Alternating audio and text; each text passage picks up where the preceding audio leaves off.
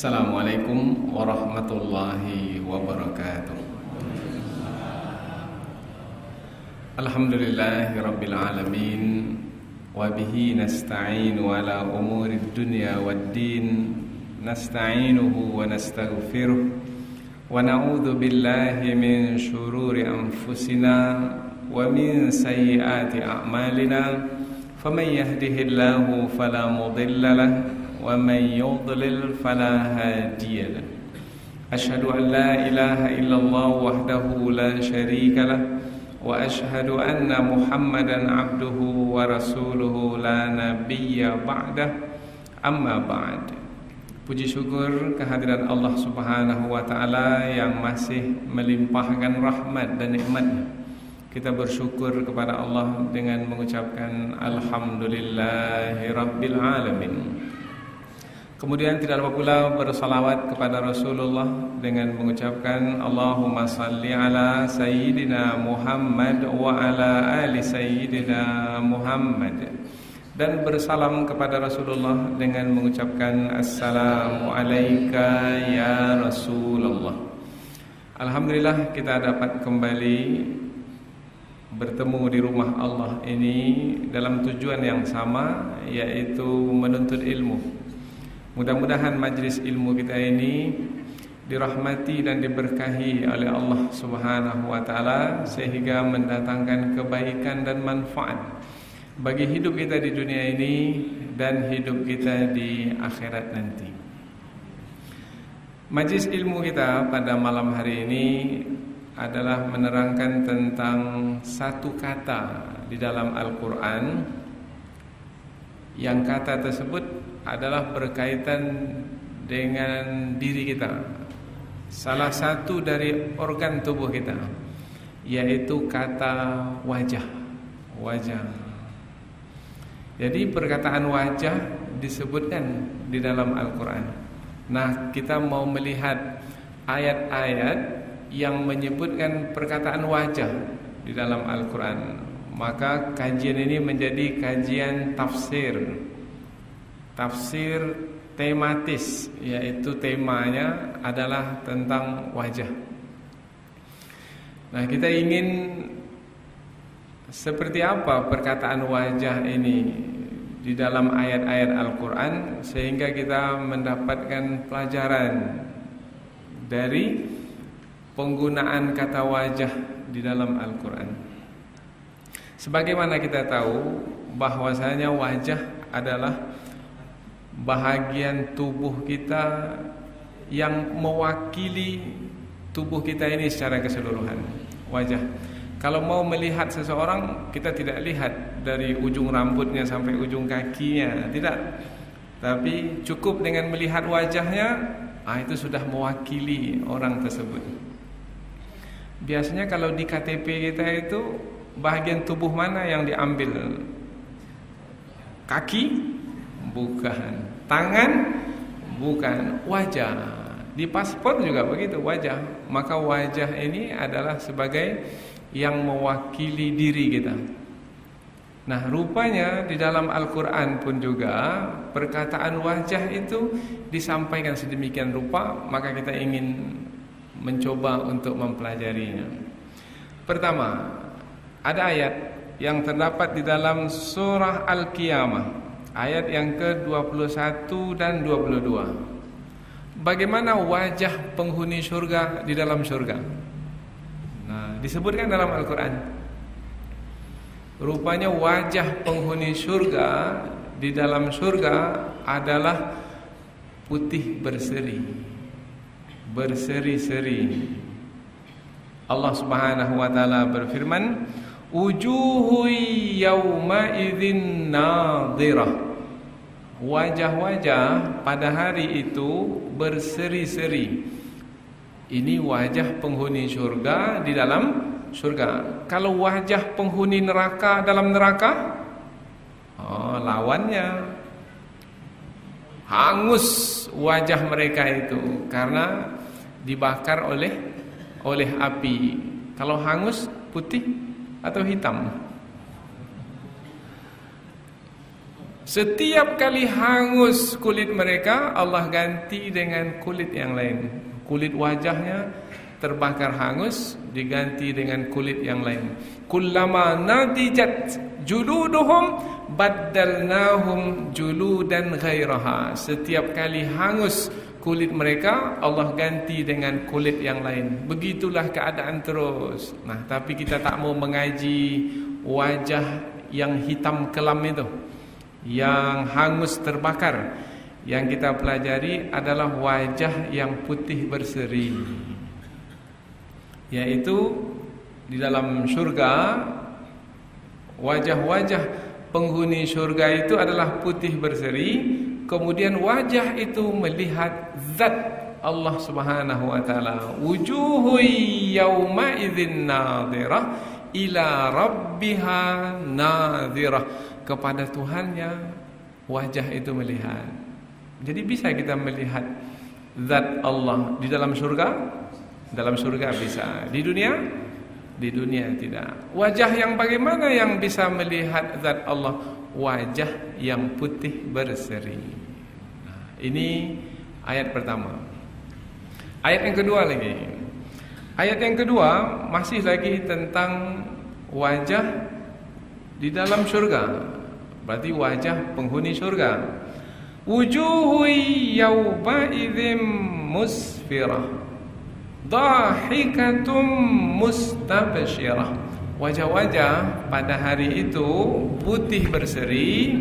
Kemudian ada tambahannya. Kalau ayat sebelumnya, wajah-wajah pada hari itu putih berseri melihat zat Allah. Tapi yang di dalam surah Abasa ini disebutkan bahwasanya wajah-wajah pada hari itu putih berseri, bergembira. Kemudian dhahikah, tertawa. Di wajah ada mulut. Nah, biasanya kalau mulut itu tertawa bagaimana bentuknya? Nah, kan sekarang ada gambar ya. Kalau wajah itu masam cemberut, maka mulut itu ke bawah ya, terbalik. Tapi kalau tersenyum, nah, dia ke atas bengkoknya itu. Nah, di dalam ayat ini disebutkan wajah yang putih berseri itu dhahikah, dalam keadaan tertawa, mustabsyirah, sangat gembira sekali. Itu wajah-wajah di dalam surga. Maka kalau mau mendapatkan wajah yang berseri-seri di dalam surga, maka hendaklah wajah di dunia pun berseri-seri. Ini senyum pun tak mau. Ini masam, muram. Padahal dalam hadis Nabi, tabassumuka fi wajhi akhika sadaqah. Tersenyum kamu di hadapan saudaramu, senyummu itu, orang yang tersenyum kan nampak wajahnya berseri, itu adalah sedekah. Tapi jangan salah pula tersenyum. Senyum kepada istri orang, itu lain nanti jadinya. Kemudian juga senyum yang sesuailah dengan adab dan sopan santun. Ada pula senyum yang dibuat-buat, enggak, senyum yang alami. Maka itulah yang bernilai sedekah. Wajah berseri-seri. Ini juga lagi disebutkan di dalam Al-Quran tentang wajah penghuni syurga. Di dalam surah Al-Mutaffifin ayat 22, 23, 24. Innal abrara lafi na'im. Sesungguhnya orang-orang yang berbuat baik itu sungguh nanti di akhirat di dalam surga yang menyenangkan.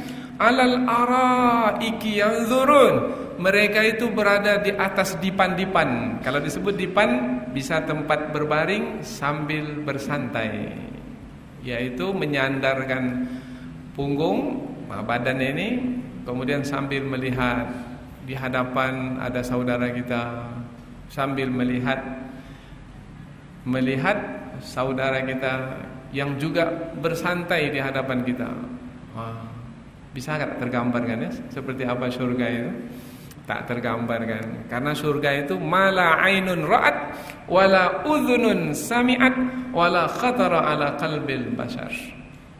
Kalau ada mata melihat senangnya suatu tempat, ada di sana umpamanya orang yang bersenang-senang, kita pun juga di sana bersenang-senang, bukan seperti itu surga.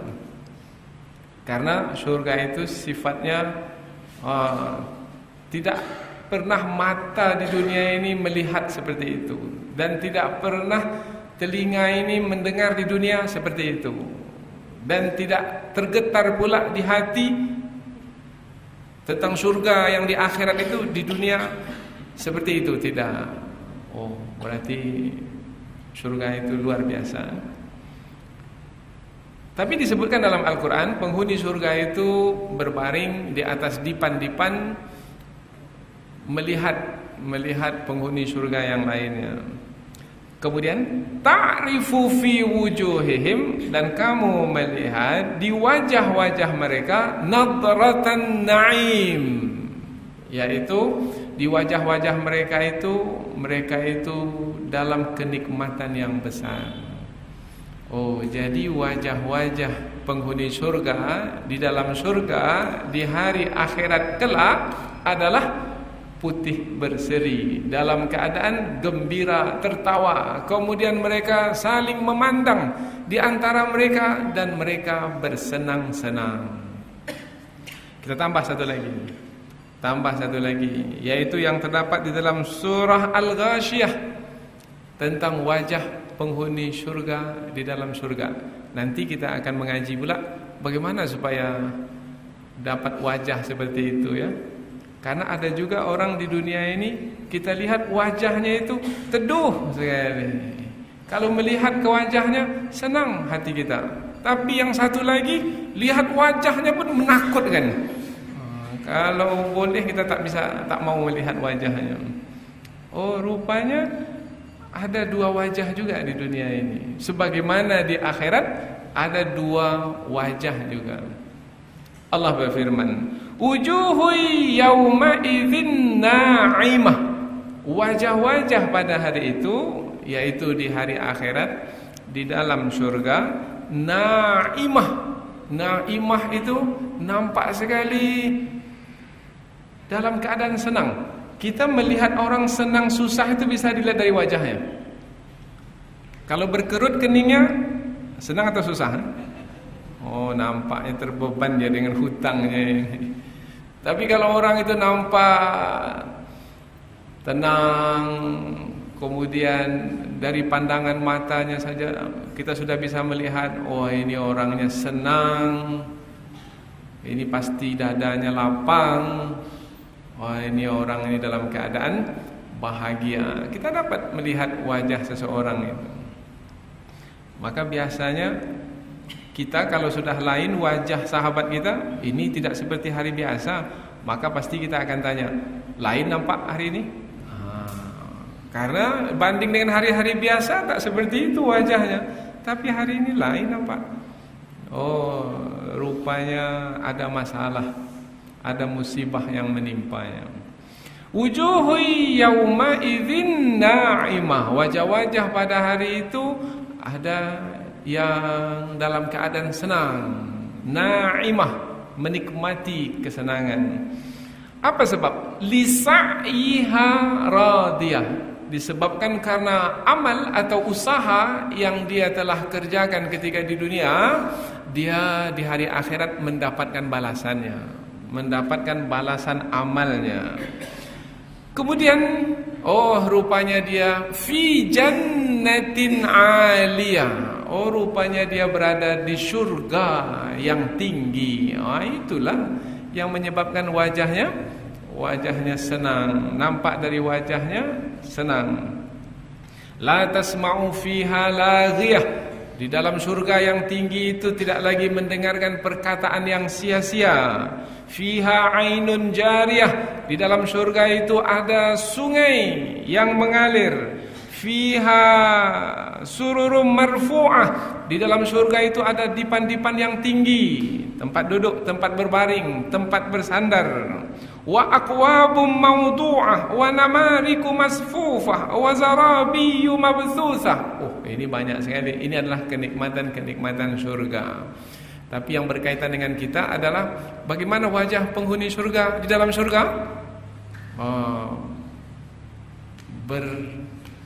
Bercahaya, cerah, ceria, tersenyum gembira, bahkan tertawa dengan senangnya. Ini keadaan wajah-wajah penghuni surga di dalam surga.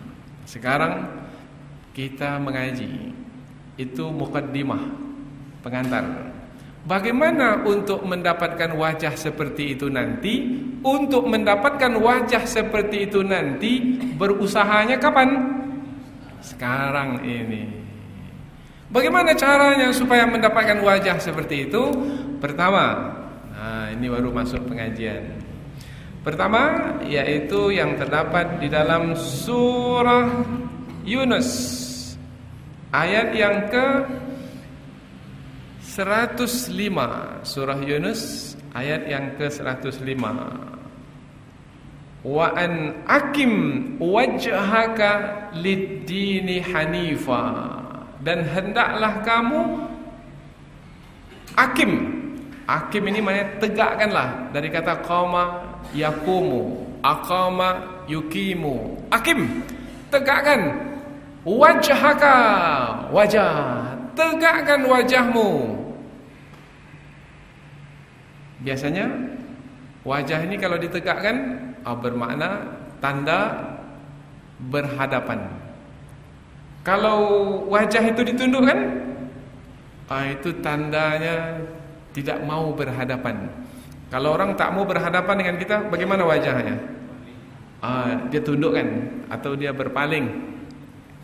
Ayat ini menyebutkan hadapkan wajahmu, tegakkan wajahmu. Tetapi di sini ini disambung dengan perkataan wa an akim wajhaka lid-din. Tegakkanlah wajahmu kepada agama. Maksudnya hadapkan wajahmu kepada agama hanifah, dengan lurus, dengan ikhlas, dengan sungguh-sungguh. Nah, maksudnya apa ini? Maksudnya apa yang terkandung dalam agama? Yang terkandung dalam agama itu kan ada perintah, ada larangan. Maka perintah Allah buat, larangan Allah tinggalkan. Itu namanya menegakkan wajah kepada agama, menghadapkan wajah kepada agama. Tapi perintah Allah tak dibuat, larangan Allah pula yang dikerjakan. Yang seperti ini namanya berpaling dari agama. Apa perintah Allah? Banyak sekali perintah Allah. Salat 5 waktu, puasa bulan Ramadan, zakat 2,5% kalau sudah cukup nisab setahun, pergi haji kalau mampu, berbakti kepada kedua orang tua, apalagi yang lain, berlaku jujur, mencukupkan timbangan, menjalankan amanah, menegakkan keadilan. Banyak sekali. Itu semua adalah perintah Allah. Maka tegakkanlah wajahmu. Menegakkan wajah di dunia kepada agama, menghadapkan wajah kepada agama di dunia, nanti di akhirat bagaimana? Ayat-ayat yang kita sebutkan tadi, wajahnya putih berseri, dia dalam keadaan senang ceria, kemudian dia pula tertawa gembira. Bagaimana untuk mendapatkan wajah seperti itu nanti di dalam surga? Di dunia, hadapkan wajah itu kepada agama. Ini wajahnya tak dihadapkan ke agama. Agama Islam hanya di KTP saja. Nah, akhirnya namanya agama Islamnya agama KTP. Apa agama? Islam. Tapi wajahnya tidak dihadapkan ke agama Islam. Maka kalau mau nanti wajah itu putih berseri, hadapkanlah wajah ketika di dunia ini kepada agama Islam yang lurus. Kemudian disambung, yaitu wala takunanna minal musyrikin, dan jangan kamu termasuk ke dalam golongan orang-orang yang menyekutukan Allah. Artinya masuklah ke dalam kumpulan orang-orang yang mentauhidkan Allah, mengesahkan Allah, kemudian ikhlas, tidak riya dalam beramal. Seperti itu, maka nanti apabila seperti itu di dunia, maka nanti di akhirat wajah akan putih berseri. Satu lagi ayat. Bagaimana supaya wajah kita putih berseri nanti di hari akhirat, di dalam surga? Surah Ar-Rum ayat yang ke-30. Allah Subhanahu wa taala berfirman, "Fa'akim wajhaka lid-dini hanifa." Hampir sama dengan tadi. Maka tegakkanlah wajahmu kepada agama yang lurus, fitratallahi allati fataran nasa 'alaiha. Fitrah Allah yang mana Allah Subhanahu wa taala telah menciptakan manusia di atas fitrah tersebut. Kita ini ketika dilahirkan dalam keadaan fitrah. Fitrah itu maknanya suci, dalam keadaan suci, dalam keadaan mentauhidkan Allah. Maka jagalah diri untuk senantiasa dalam keadaan fitrah, dalam keadaan bersih, dalam keadaan suci. La tabdila li khalqillah, dzalikad dinul qayyim, walakinna aktsaran nasi la ya'lamun. Tidak ada pergantian dalam ciptaan Allah Subhanahu wa taala, dan itulah dia agama yang lurus. Akan tetapi kebanyakan manusia tidak mengetahui. Banyak manusia tak mengetahui pentingnya menjaga fitrah yang suci ini. Mereka mengotori fitrah yang suci dengan mengikuti kehendak hawa nafsu. Ketika mengikuti kehendak hawa nafsu, mereka tersesat. Ketika tersesat, maka nanti di akhirat wajahnya tidak akan putih berseri. Jangankan di akhirat, di dunia pun. Coba lihat orang yang tersesat itu, seperti apa wajahnya? Yang sudah menipu orang yang ratusan miliar itu, seperti apa wajahnya sekarang? Siapa yang menipu yang ratusan miliar itu? Kita lihat wajahnya, Allahu Akbar. Wajah penipu. Wajah penipu itu tidak akan mungkin cerah ceria, putih berseri, tidak akan mungkin. Karena wajah itu adalah dalil. Dalil itu maknanya bukti, menampakkan apa yang ada di hati. Hati itu bersih, wajah itu bersih. Tapi kalau hati itu sudah hitam, maka wajah itu pun hitam. Kulitnya putih, tapi nampak dari mukanya itu seram hitam saya. Karena hatinya, bukan di kulitnya, tetapi di hatinya itu. Kemudian kita lihat lagi dalam surah Ar-Rum ayat yang ke-43. Tadi surah Ar-Rum ayat 30. Di ayat yang ke-43 di surah yang sama, fa'akim wajhaka lid-dinil qayyim. Yang tadi fa'akim wajhaka lid-dini hanifa. Sekarang ini maka dirikanlah, tegakkanlah, hadapkanlah wajahmu kepada agama yang lurus. Al-qayyim, agama yang lurus. Kemudian lanjutan ayat. Lanjutan ayat ini menarik sebagai pelajaran dan sekaligus peringatan, yaitu hadapkan wajah kepada agama yang lurus min qabli ayyatiya yaum la maradda lahu minallah, sebelum hari yang kamu tidak dapat menolaknya. Hari apa yang kita tidak bisa menolaknya? Kalau sudah datang hari kiamat. Hari kiamat. Kalau sebelum kiamat, hari apa yang kita tak bisa menolaknya? Hari kematian. Mana kita bisa menolaknya? Ya Allah, tambah lagi 1-2 hari lagi. Tidak akan mungkin. Idza jaa ajaluhum la yasta'khiruna sa'atan wa la yastaqdimun. Apabila ajal sudah datang, tidak akan dimundurkan barang sesaat pun, dan tidak akan dimajukan barang sesaat pun. Maka hadapkanlah wajah, tegakkanlah wajah kepada agama yang lurus. sebelum terlambat, yaitu sebelum datangnya hari yang pada hari itu kita tidak akan mampu untuk menolaknya. Oh, berarti untuk mendapatkan wajah putih berseri nanti di dunia ini, hadapkanlah wajah itu kepada agama. Menghadapkan kepada agama maksudnya adalah jalankan syariat yang ada dalam agama, yaitu yang isinya perintah-perintah, buat. Perintah Allah, perintah Rasulnya, buat. Yang isinya larangan-larangan, tinggalkan, jangan buat. Kemudian berikutnya lagi, ini yang lebih menarik lagi, sebagai penjelasan sehingga lebih terang, yaitu kita menghadapkan wajah, menegakkan wajah kepada agama yang lurus, kemudian ada kaitannya dengan ibadah, tempat ibadah. Tempat ibadah masjid. Allah Subhanahu wa taala berfirman di dalam surah Al-A'raf ayat yang ke-29. Surah Al-A'raf ayat yang ke-29, "Qul amara rabbi bil qist." Katakanlah wahai Muhammad perkataan ini, yaitu Tuhanku telah memerintahkan kepadaku untuk menegakkan keadilan. Kemudian juga Nabi Muhammad diperintahkan untuk menyampaikan, wa aqimu wujuhakum, dan tegakkanlah mukamu itu, wajahmu itu. Ini dia yang berkaitan dengan judul kita.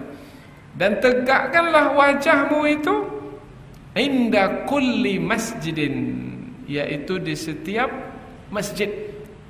Kalau ada kata di setiap masjid, berarti kaitannya dengan apa ini? Kaitannya dengan ibadah. Berarti menegakkan wajah itu sebelum kematian tiba, menghadapkan wajah itu adalah dengan beribadah. Datanglah ke masjid, sembahyanglah sebelum disembahyangkan, solatlah sebelum disolatkan, datanglah ke masjid sebelum dibawa ke masjid.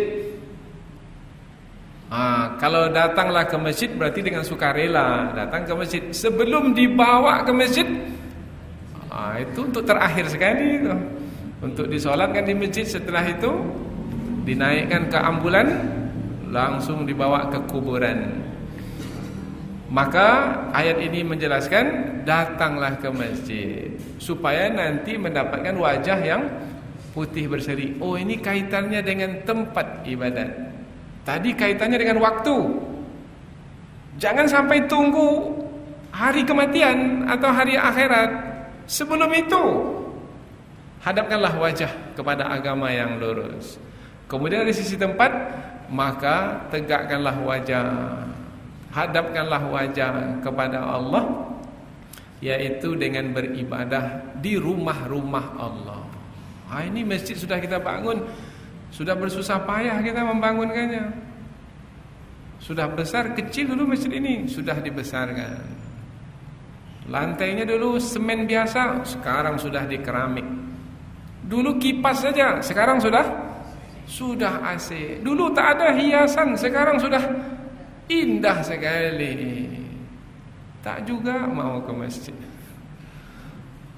padahal rumahnya dekat masjid. Pasar Ramayana sampai, Mall SKA yang di ujung sana sampai, Masjid Nurul Haq lewat, sampai tapi lewat saya. Ini berarti tidak menghadapkan wajah pada setiap masjid. Ini dalam Al-Quran, inda kulli masjidin. Maka hadapkanlah wajahmu pada setiap masjid, yaitu rumah Allah, untuk beribadah. Maknanya beribadah di masjid tersebut.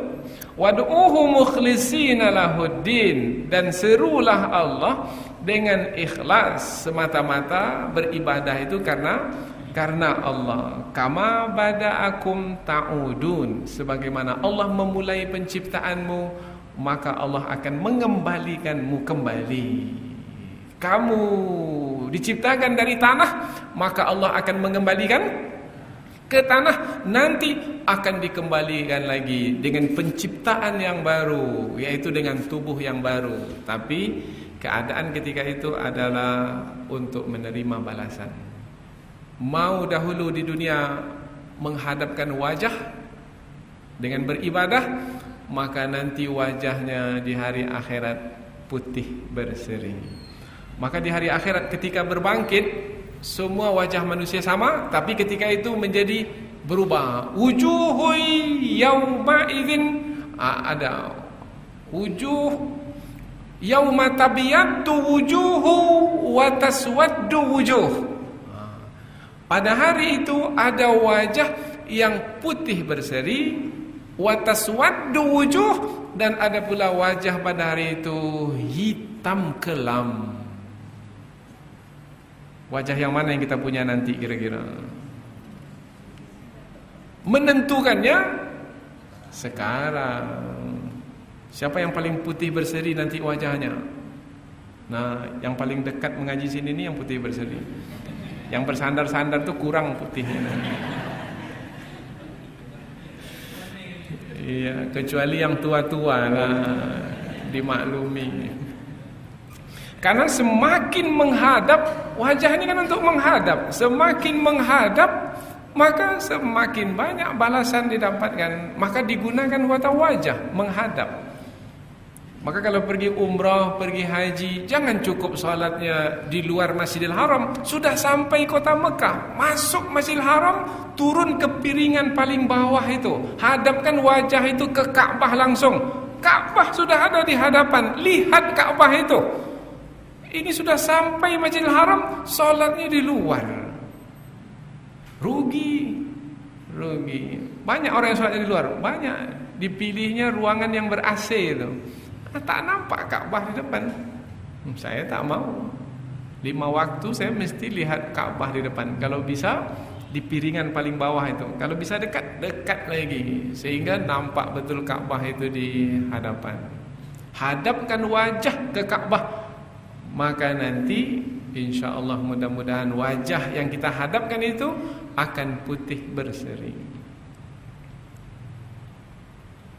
Kemudian berikutnya lagi. Tadi kata akim ya, akimu, tegakkan, berdirikan, hadapkan. Sekarang ada lagi perkataan yang lain, disandingkan juga dengan kata wajah ini. Kita lihat di dalam surah Luqman ayat yang ke-22, yaitu perkataan menyerahkan wajah. Nah, tadi menegakkan wajah, sekarang pula menyerahkan wajah. Maksud menyerahkan wajah ini bukan makna fisik, tidak. Tapi menyerahkan wajah ini maknanya berserah diri kepada Allah.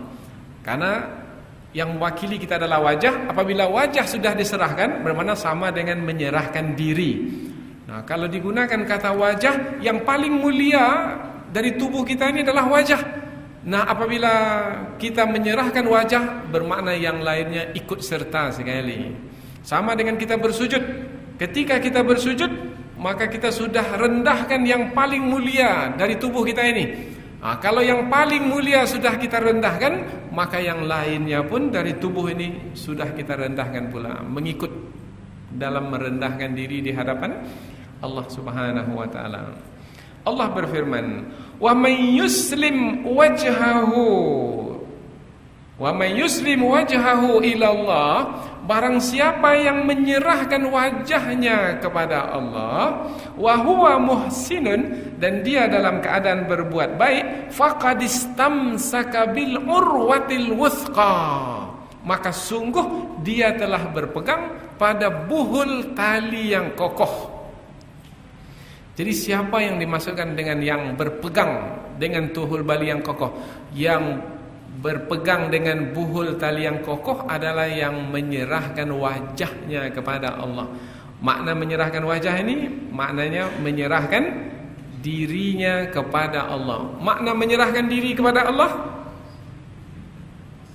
apabila ia melakukan perbuatan, maka ia melakukan perbuatan itu karena perbuatan itu adalah yang dikehendaki oleh Allah. Kalau perbuatan itu tidak dikehendaki oleh Allah, tapi yang dia kehendaki, maka dia melakukan perbuatan yang dikehendakinya, tidak seperti yang dikehendaki oleh Allah. Orang seperti ini tidak menyerahkan dirinya kepada Allah, tapi dia menyerahkan dirinya kepada dirinya sendiri. Baik, susah sekali lah hidup ini. Cari rezeki tak dapat. Kemudian hutang mulai tumbuh, bertambah berat ujian dalam hidup ini. Susah sekali, karena semua mesti dengan harta. Anak semakin besar, rumah belum punya, masih menyewa. Tuan rumahnya pula minta sewanya. Keadaan menjadi lebih susah. Perintah Allah yang dikehendaki oleh Allah adalah tetaplah berusaha mencari rezeki, berdoalah kepada Allah, serahkan diri kepada Allah, nanti Allah akan memberikan jalan keluar. Wa may yattaqillaha yaj'al lahu makhraja wa yarzuqhu min haitsu la yahtasib. Barang siapa yang bertakwa kepada Allah, Allah akan memberikan jalan keluar untuknya, dan Allah akan memberikan rezeki kepadanya dari arah yang tidak ia kira-kira. Mestinya ia adalah berusaha dan berserah diri kepada Allah, tapi dia pula mengambil jalan pintas yang tidak Allah kehendaki, yaitu dia pergi kepada orang yang menggandakan uangnya. Siapa yang menggandakan uangnya? Kononnya 1 juta jadi 1 miliar. Dia pergi kepada selain Allah untuk mendapatkan harta, padahal yang memberi harta adalah Allah. Kemudian yang menggandakan uang memberikan jimat kepadanya. Ada jimatnya, tak apa pula yang ditulisnya. Itu yang dijual oleh si penipu itu. Ada jimat, ada batu cincin akik, ada keris, ada macam-macam ya. Sudah ditemukan barang-barang yang dijadikan alat untuk penipuan.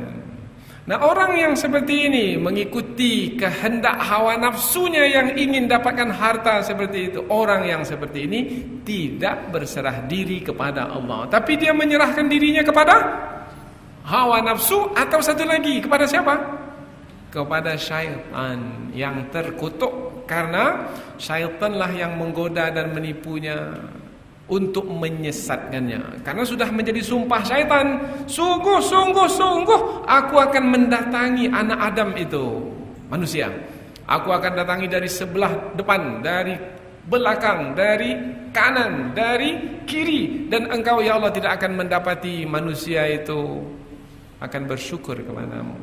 Thumma la'atiyannahum min baini aydihim wa min khalfihim wa an aymanihim wa an syama'ilihim wa la tajidu aktsarahum syakirin. Siapa yang berserah diri kepada selain Allah, Allah berpaling daripadanya. Telah menyekutukan Allah, maka nanti wajahnya hitam kelam. Kalau mau mendapatkan wajah putih berseri, maka tetap hadapkan wajah kepada Allah, serahkan diri kepada Allah, yaitu dengan senantiasa mentauhidkan Allah. Seberat apapun ujian dalam hidup, kembali kepada Allah. Jangan pergi mendatangi dukun. Dukun itu penipu. Ada ustaz dukun teratak buluh ini. Teratak buluh kah? Dukun mana lagi yang paling ada di Pekanbaru ini dukun? Nah, jangan pergi. Siapa yang mendatangi dukun, dia tanya sesuatu kepada dukun, dia benarkan jawaban dukun itu, maka dia telah kafir kepada kebenaran yang telah diturunkan kepada Nabi Muhammad sallallahu alaihi wasallam. Man atakahinan fasa'alahu an syai'in fasaddaqahu bima yaqul faqad kafara ala ma nazala ala Muhammadin sallallahu alaihi wasallam. Maka hadapkan wajah, serahkan wajah kepada Allah Subhanahu wa taala dan kita tetap dalam keadaan berbuat baik dan bermakna kita telah berpegang di buhul tali yang kokoh. Satu lagi ayat yang menerangkan tentang pentingnya kita ini berserah diri kepada Allah, tapi Allah menggunakan kata menyerahkan wajah kepadanya. Jadi berserah diri itu Allah gunakan kata menyerahkan wajah kepadanya, yaitu ayat yang terdapat di dalam surah Al-Baqarah ayat yang ke-112. Allah berfirman, bala man aslama wajhahu lillahi wa huwa muhsin. Tidaklah demikian, yang benar adalah barang siapa yang menyerahkan wajahnya kepada Allah. Makna menyerahkan wajah kepada Allah adalah berserah diri kepada Allah dan dia dalam keadaan berbuat baik, falahu ajruhu inda rabbih, maka baginya ada pahala untuknya, balasan untuknya di sisi Tuhannya. Ujung ayat, ini dia penyelesaian masalah. Wala khaufun alaihim wala hum yahzanun. Tidak akan ada rasa takut padanya dan tidak pula dia bersedih hati. Jadi berserah diri kepada Allah membuat diri kita menjadi tenang. Berserah diri kepada Allah digunakan perkataan menyerahkan wajah kepada Allah. Sama dengan anak kita ini. Anak kita ini kecil, umpamanya dari banding dengan kawan-kawannya, kawannya besar, badannya kuat. Apabila pergi ke sekolah selalu diganggu oleh kawannya yang besar-besar itu, maka dia pun takut apabila pergi ke sekolah. Tapi kalau si anak ini didampingi oleh ayahnya dan dia serahkan dirinya kepada ayahnya, berangkatlah ke sekolah. Bagaimana si anak ini kalau sudah berserah diri kepada ayahnya yang akan menolongnya, melindunginya? Dia tenang. Begitu juga lah hamba yang lemah, hamba yang tidak berdaya, hamba yang miskin, hamba yang hina. Apabila berserah diri kepada Allah, maka di situ akan terasa ketenangan, kedamaian. Tidak ada rasa takut dan tidak pula akan bersedih hati. Banyak ayat-ayat Al-Quran. Masih ada waktu, kita tambah lagi ayatnya. Kalau sudah banyak ayat seperti ini tak juga percaya, itu keterlaluan lah. Sudah jelas ya. Dan ayat ini terang jelas. Jangan bantah pula, yang tahu makna ayat ini hanya Allah Ta'ala. Ini siapa orangnya? Ada orang macam itu sekarang hidupnya. Akhirnya apa maknanya lagi kita mempelajari ayat-ayat Al-Quran? Tak ada lagi maknanya, karena sudah menolaknya. Tak usahlah Ustaz sampaikan lagi ayat Quran, karena ayat Al-Quran itu yang mengetahui maknanya hanyalah Allah Ta'ala. Ustaz tak tahu, maka tak ada gunanya saya mendengar. Tak jadi kita mengaji. Tapi orang seperti itu ada sekarang. Ada. Allahu Akbar. Kita di zaman fitnah sekarang ni, di zaman fitnah. Ya. Kita tambah satu lagi ayat, yaitu ayat yang terdapat dalam surah Ali Imran. Dalam surah Ali Imran ayat yang ke-20, Allah Subhanahu wa taala berfirman,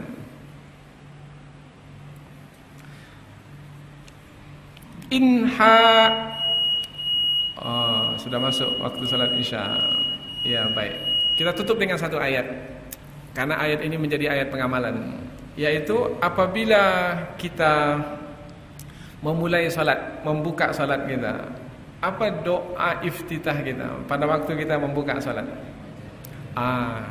Itu dia. Ketika kita berdiri menegakkan wajah, kita serahkan diri kepada Allah. Ya Allah, kehendak hamba ini mau beristirahat, tetapi karena panggilanmu sudah tiba, terdengar azan, maka kita pun salat. Allahu Akbar kabira, walhamdulillahi katsira, wa subhanallahi bukratan wa asila. Apa lagi kata setelah itu? Inni wajjahtu wajhiya lilladzi fatara samawati wal arda hanifa wa ma ana minal musyrikin. Ya Allah, aku hadapkan wajahku Kepadamu ya Allah yang menciptakan langit dan bumi ini, dan aku ini adalah yang beragama Islam. Aku ini bukanlah yang menyekutukanmu ya Allah. Ini kita baca di setiap salat kita, dan mudah-mudahan insya-Allah dengan melakukan perbuatan menegakkan wajah, maknanya adalah dengan menjalankan agama, kemudian menyerahkan wajah, maknanya adalah berserah diri kepada Allah, mengikuti kehendak Allah, menjalankan syariat Allah, maka mudah-mudahan nanti di hari akhirat wajah kita akan putih berseri di dalam syurga. Amin ya rabbal alamin. Mudah-mudahan apa yang kita pelajari ini ada manfaatnya. Subhanakallahumma wa bihamdika asyhadu an la ilaha illa anta wa astaghfiruka wa atubu ilaik. Wassalamualaikum warahmatullahi wabarakatuh.